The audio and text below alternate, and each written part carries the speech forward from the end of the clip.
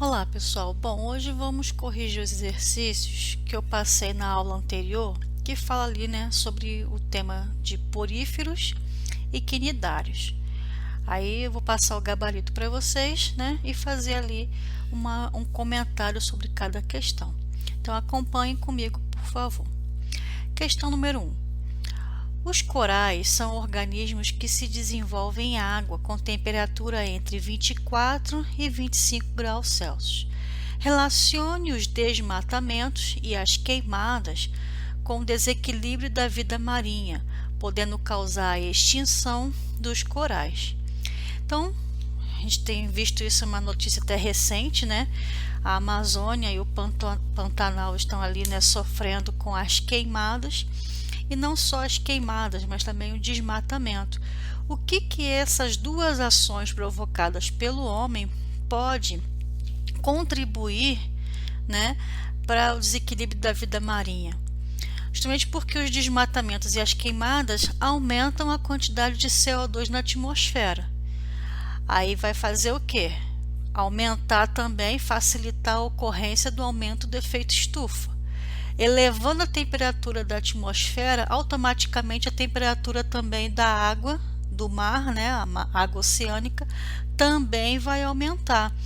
E os corais são organismos muito sensíveis a qualquer mudança de temperatura, pH, que pode ocorrer ali na água.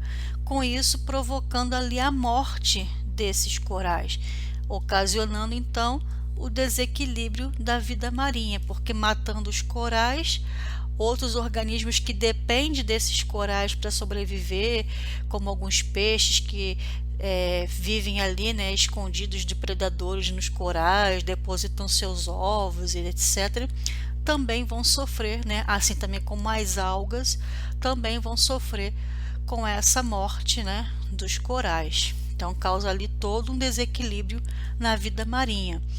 Aí a questão número 2 pede para citar 3 medidas que poderiam ser tomadas para reduzir a emissão de CO2 na atmosfera. Bom, isso aqui é uma questão pessoal, mas eu coloquei aqui 3 coisas que podem, contribuir para que a emissão de CO2 na atmosfera reduza. Uma delas é o uso de combustíveis de fonte renovável. Então, por exemplo, entre a gasolina e o álcool polui menos. Então, já seria uma opção boa, para você reduzir a quantidade de CO2 pela queima ali, da gasolina, no caso no motor do carro. Evitar também desmatamentos e queimadas, Isso seria muito bom, para reduzir a quantidade de CO2 e também, tá aí, acontecendo recentemente, matando várias espécies que podem provocar até mesmo a extinção de algumas espécies. E o reflorestamento daquelas áreas que foram desmatadas. Então, já que desmatou, vamos replantar para que possa se recuperar ali, aquele bioma, aquele local. Então, são coisas que a gente pode fazer para evitar, então, cada vez mais emitir CO2 para a atmosfera. A questão número 3. Os corais também são organismos filtradores de matéria orgânica. Relacione a destruição de manguezais e restingas com a possibilidade de extinção dos corais. Então, manguezais e restingas são aquelas áreas, de mangue, e próximas ali ao mar. Então, o corte de madeira, principalmente dessas áreas, de manguezal, restinga, remove aquela cobertura vegetal que permite ali, então acontecer a erosão do solo, pelo fato das chuvas, as marés, então vai, sofrendo a erosão. Tirou a cobertura vegetal que protegia aquele local e essa erosão, o solo ali, sendo carregado pela água da chuva ou até mesmo as marés, acaba chegando no mar. Aí vai vir aquela lama toda chegando no mar por esses organismos que são filtradores, coitados, vão ficar ali sobrecarregados de matéria orgânica, não vai conseguir filtrar de maneira eficiente, e pode, provocar ali até a morte desses animais, tá? Então vai prejudicar essa ação filtradora, né, dos corais da matéria orgânica devido à quantidade excessiva de lama, né, que está indo ali, né, entrando em contato com eles. Questão número 4 é para a gente preencher um quadrinho. Pede para você colocar ali, né, em relação aos poríferos e os quinidários, se eles possuem ou não folhetos embrionários, qual é o seu habitat, tipo de digestão, coordenação nervosa e a célula típica encontrada nesses animais. Então, porífero não tem nada, então ele é sem folheto. O habitat dele é na água, existe poríferos de água doce também, só que é uma pequena quantidade, a grande maioria é de água salgada, né, marinho. Tipo de digestão é exclusivamente intracelular, ou seja, feito dentro das suas células, com a participação ali dos coanócitos, que é a célula típica desses animais, e distribuído por todo o corpo do animal pelos amebócitos. E a sua coordenação nervosa é ausente, porífero não tem nada, não tem nenhum tipo de sistema, né, para trabalhar ali o corpo do animal, então vai ser tudo feito por difusão. Já os quinidários, eles possuem 2 folhetos embrionários, o endoderma e o ectoderma, então eles são considerados diplásticos. Também são aquáticos, a digestão é extra e intracelular. A coordenação nervosa já vai ter ali, né, uma especialização de algumas células, formando a rede difusa de neurônios. É muito primitivo ainda, não posso dizer que esse animal tem um cérebro ou um sistema nervoso, mas já é alguma coisinha que está pintando aí nesses animais, né? E a célula típica vai ser os quinidócitos, ou também chamado de quinidoblasto, beleza? Agora a questão número 5. Apesar de belos e impressionantes, corais exóticos encontrados na Ilha Grande podem ser uma grande ameaça, né, uma ameaça ao equilíbrio dos ecossistemas no litoral do Rio de Janeiro. Originários do Oceano Pacífico, esses organismos foram trazidos por plataformas de petróleo e outras embarcações, provavelmente na década de 1980, e disputam com as espécies nativas elementos primordiais para a sobrevivência, com espaço e alimento. Organismos invasores são a segunda maior causa de perda de biodiversidade, superados somente pela destruição direta de habitats pela ação do homem. As populações de espécies invasoras crescem indefinidamente e ocupam os espaços de organismos nativos. As populações de espécies invasoras crescem bastante por terem vantagem de... Então, o que são espécies invasoras, ou também chamadas de exóticas? São aquelas que, por algum acidente de percurso, vamos dizer assim, chegou no local onde não é o habitat natural dela. Tá? Então aqui, ó, falando desses corais, eles são da onde?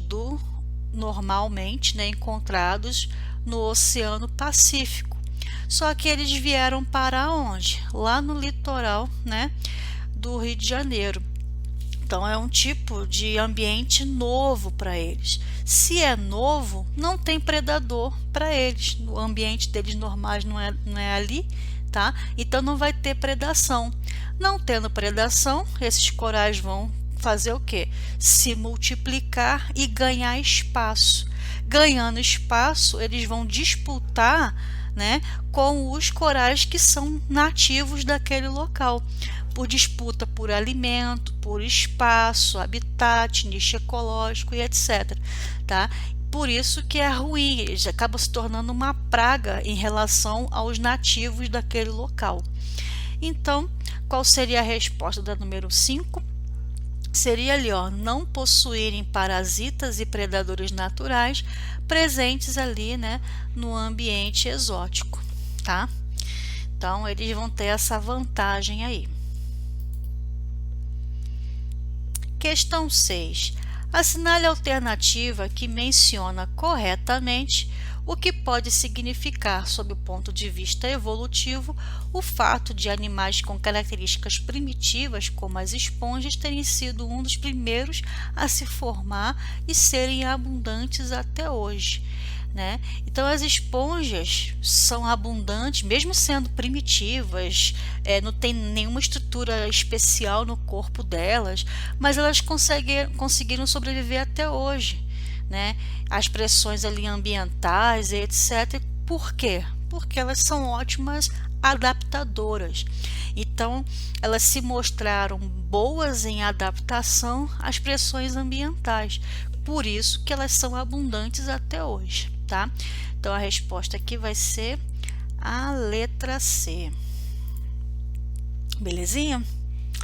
Questão 7 agora tem aí, né, um desenho com algumas setinhas indicando algumas partes do corpo do animal. E aqui, que animal é esse? É uma esponja, né? Um porífero. Então vamos ver quais dessas três opções estão corretas, né? Então vamos lá. A seta número 1, ó, número 1 está aqui, ó, indicando essa cavidade interna aqui dentro do corpo do animal. Ele está falando que isso aqui é um pseudoceloma. Não, isso aqui é característica embrionária, isso aqui já é um indivíduo adulto, nada a ver. E fora que também o nome dessa cavidade interna aqui no corpo do animal se chama átrio ou espongiocele. Então a número 1 está errada. 2. O organismo se reproduz por alternância de gerações e de formas? Não, né? Isso acontece com os quinidários. Com as esponjas do mar não acontece isso, tá? Eles só vão fazer ali tipo de reprodução assexuada por brotamento e também regeneração, e tem a reprodução sexuada, mas não é por alternância de geração, nem de gerações de formas. Isso daí é exclusividade, né, que vai acontecer com os quinidários. Então a 2 também está incorreta.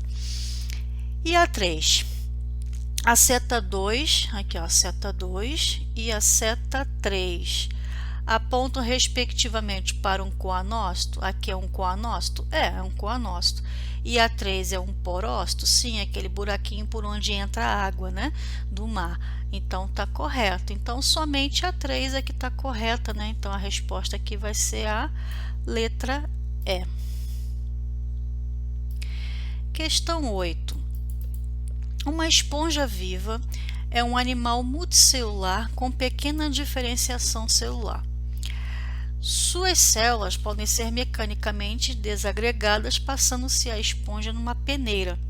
Se a suspensão celular é agitada por umas poucas horas, as células se reagregam para formar uma nova esponja.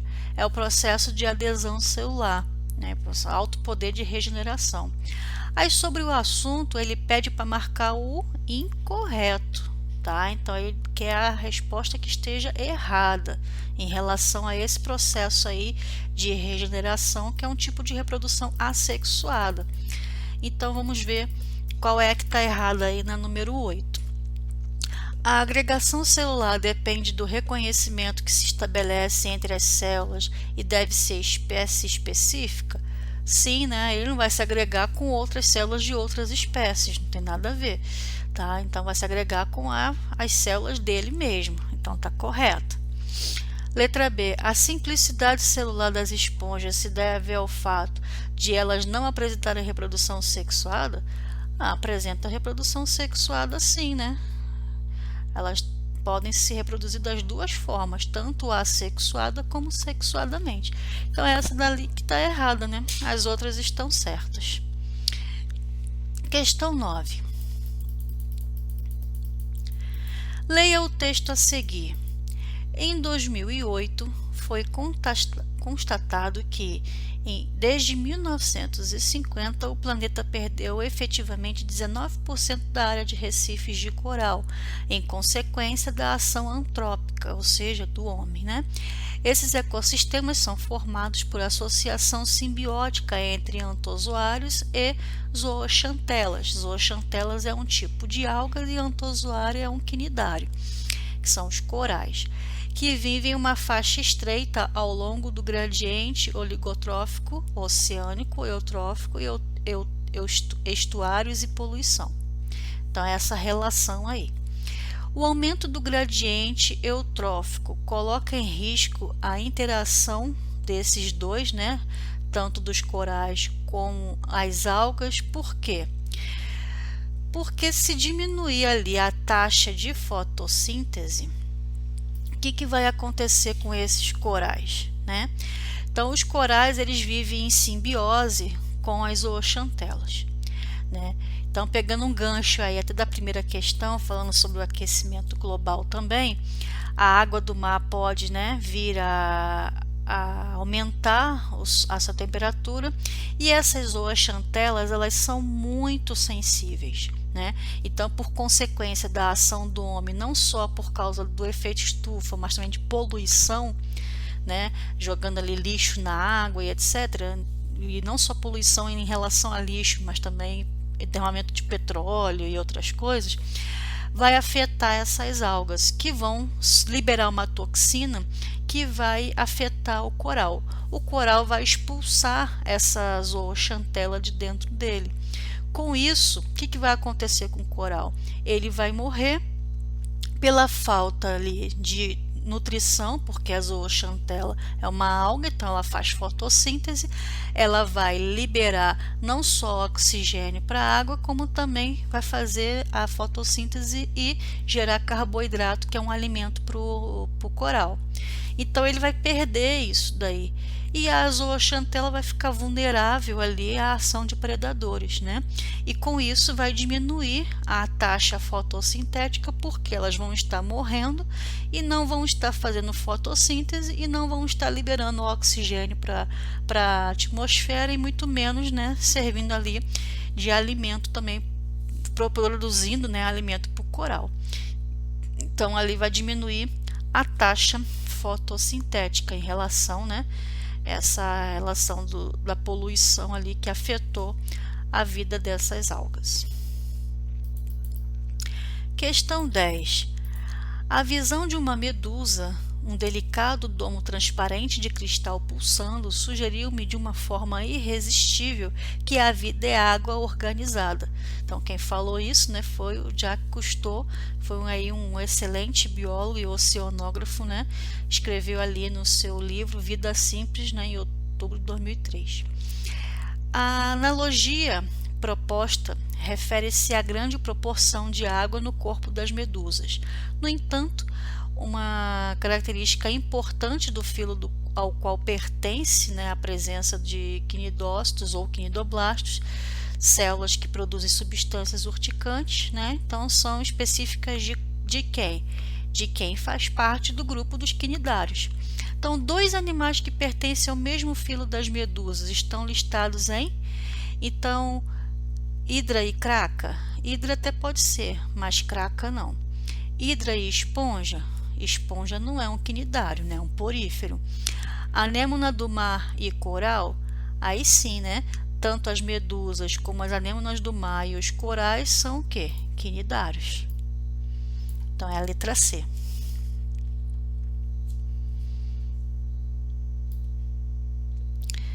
Questão 11. Alguns hidrozoários coloniais, como a obélia, ocorrem na natureza sob forma de pólipos, que é aquela forma acéssio presa a um substrato, e medusas, que são as formas nadantes. Como uma colônia desses hidrozoários se origina? E como esta colônia dá origem a novas colônias? Então, a colônia é originada por meio de reprodução assexuada. Qual tipo? Brotamento. Então, o pólipo está ali paradinho, preso a um substrato, ele é céssio, né? Então, ele vai fazer reprodução assexuada e vai liberar ali os brotinhos. Esses brotinhos são quem? As medusinhas, né? Que são sexuadas. Elas têm medusinhas ali machos e medusinhas fêmeas, que ali livres na água, quando elas começarem a produzir os seus gametas, vai ocorrer a fecundação sexuada. Então, o macho vai liberar o seu espermatozoide na água, que vai nadar e entrar no corpo da fêmea, né, em relação a procurar o seu gameta feminino para fazer a fecundação. Feita ali a fecundação, tá?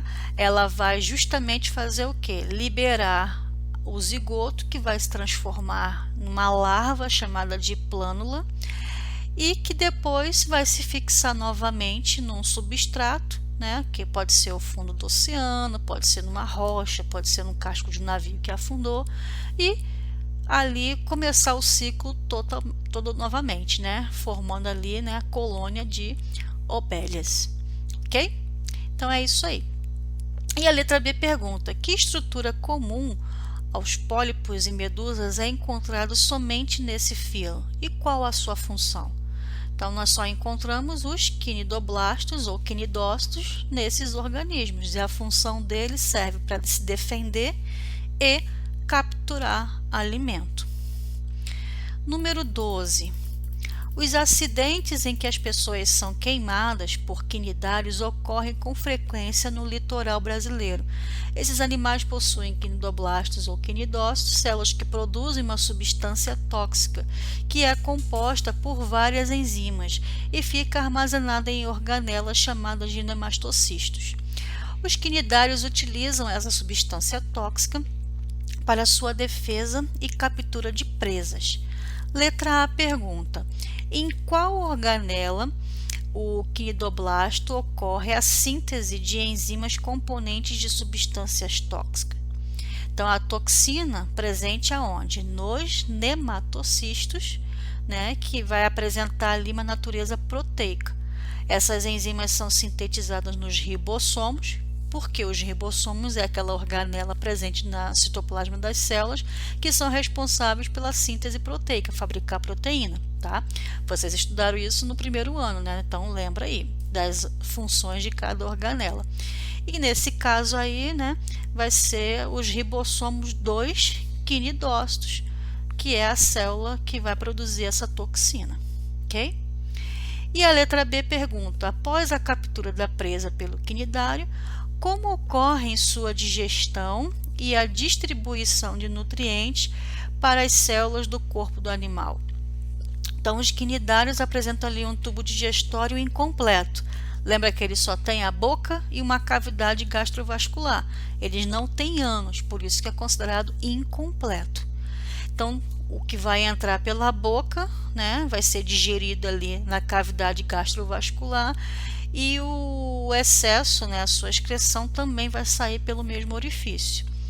Aí a digestão do alimento se inicia nessa cavidade digestória e se completa no interior das suas células, por isso que ela é extra e intracelular, tá? Com as ações ali das enzimas produzidas por quem?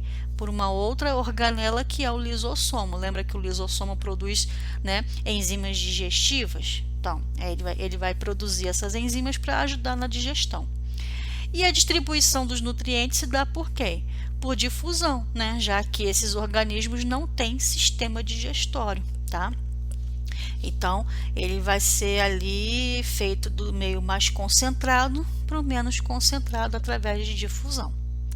Ok? Então, ficamos por aqui. Espero que vocês tenham anotado tudo aí direitinho no caderno de vocês e corrigidas as suas anotações. Se ficou alguma dúvida, é só me mandar uma mensagem. Até o próximo assunto. Tchau, tchau.